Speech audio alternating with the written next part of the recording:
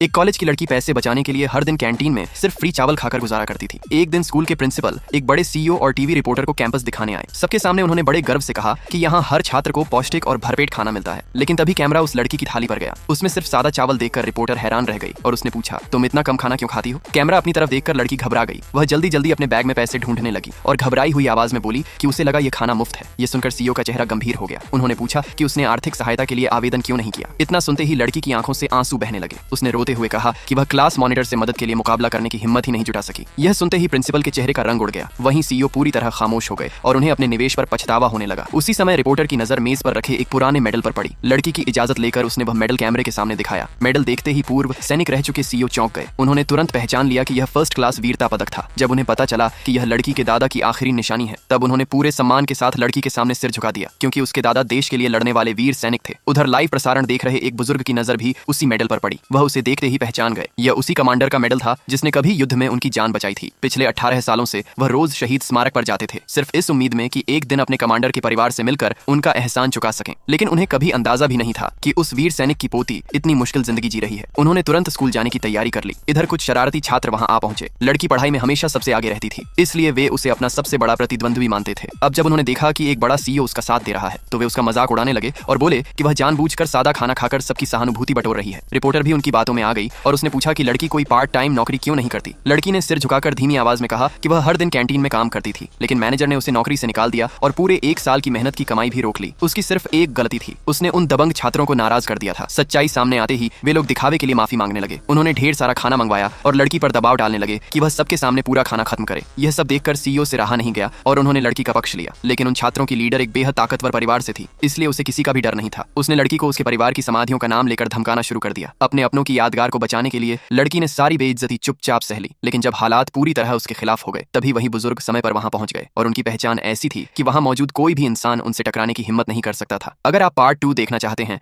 तो यह emoji comment करें।